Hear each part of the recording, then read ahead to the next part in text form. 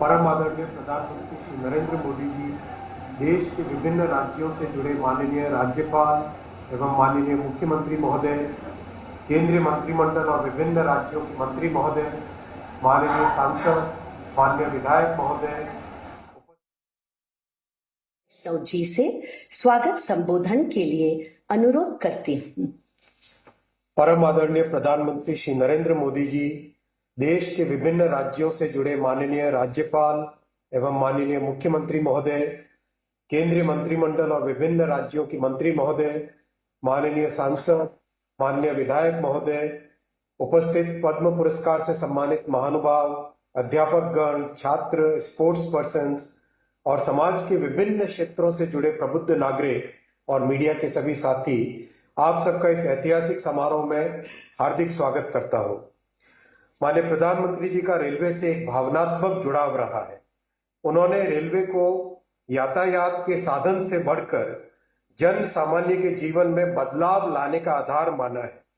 Railway को आर्थिक विकास का माध्यम माना है। पिछले 9 वर्षों में भारतीय रेलवे में हुए अभूतपूर्व ट्रांसफॉर्मेशन प्रधानमंत्री जी की रेल विकास से राष्ट्र विकास की सोच का साक्षी है। इस वर्ष देश के हर राज्य को प्रधानमंत्री जी ने रिकॉर्ड रेल बजट का आवंटन किया है।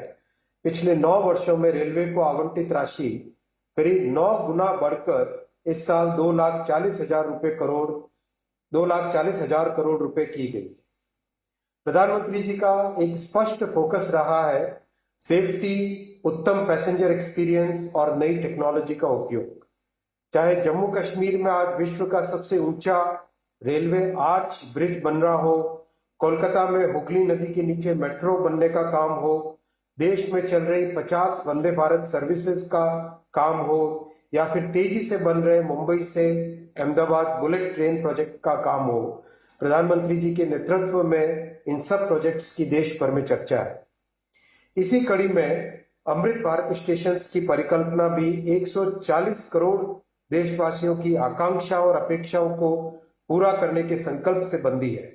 माननीय प्रधानमंत्री जी का स्पष्ट मार्गदर्शन था कि स्टेशन का डिजाइन ऐसा बने जो अगले 50 वर्षों की जरूरतों के लिए उपयुक्त हो। ऐसे वर्ल्ड क्लास डिजाइन पे काम करके आज 508 स्टेशन का फाउंडेशन स्टोन माननीय प्रधानमंत्री जी ले करेंगे।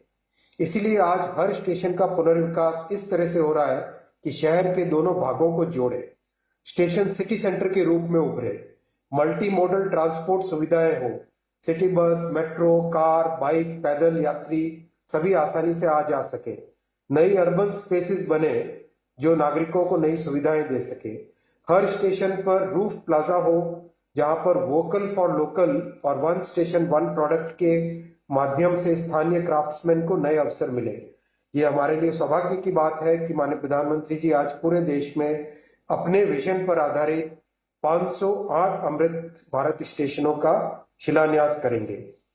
सबका साथ, सबका विकास, सबका विश्वास और सबका प्रयास के मूल मंत्र पर आधारित ये नए स्टेशन सभी नागरिकों को डिग्निटी ऑफ ट्रैवल प्रदान करेंगे।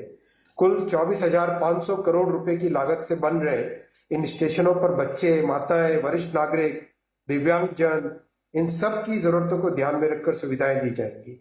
इतना ही नहीं, स्टेशन भवनों का डिजाइन स्थानीय संस्कृति और विरासत से प्रेरित होगा। माननीय प्रधानमंत्री जी का सदैव मार्गदर्शन रहता है कि विरासत भी विकास भी। आज भारत में वर्ल्ड क्लास इंफ्रास्ट्रक्चर का निर्माण हो रहा है। देश के कोने कोने तक कनेक्टिविटी को बढ़ाने के लिए रोडवेज, रेलवेज, एयरवेज, हाईवेज और वाटरवेज का विस्तृत नेटवर्क बन रहा है। भारत को विकसित देश बनाने के सपने की एक मजबूत नींव है। इस बड़े बदलाव के पीछे प्रधानमंत्री जी की दूरगामी सोच है। माननीय प्रधानमंत्री जी, इस अमृत काल में भारत को विकसित राष्ट्र बनाने के आपके प्रण को साकार करने के लिए हम सभी कृत संकल्प हैं। 21वीं सदी के भारत की विकास यात्रा को आगे बढ़ाने के लिए हम सभी तैयार हैं। एक बार फिर से प्रधानमंत्री जी, आपको और सभी उपस्थित महानुभावों का मैं अभिनंदन करता हूं और हार्दिक आभार करता हूं। जय हिंद, धन्यवाद। धन्यवाद माननीय मंत्री जी। आज के इस कार्यक्रम के माध्यम से देश में रेलवे इंफ्रास्ट्रक्चर के एक नए युग का आरंभ होने जा रहा है। 508 रेलवे स्टेशनों को विश्व स्तरीय बनाने के क्रम में जिन सुविधाओं का सृजन किया जा रहा है, आइए नजर डालते हैं इसकी झलक दिखाती एक लघु फिल्म पर।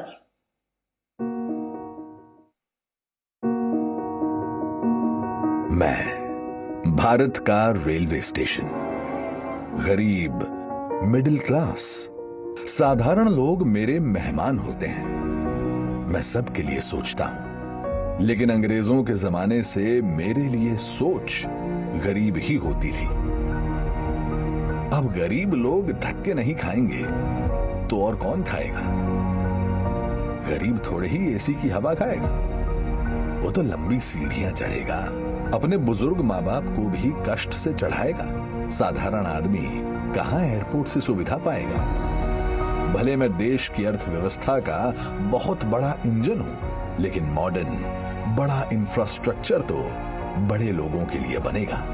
देश का साधारण आदमी तो स्टेशनों पर पार्किंग से लेकर हर चीज के लिए धक्के ही खाएगा। चलो मान लो रेलवे स्टेशनों का उत्थान भी होगा, तो वो भी केवल मुंबई दिल्ली में होगा।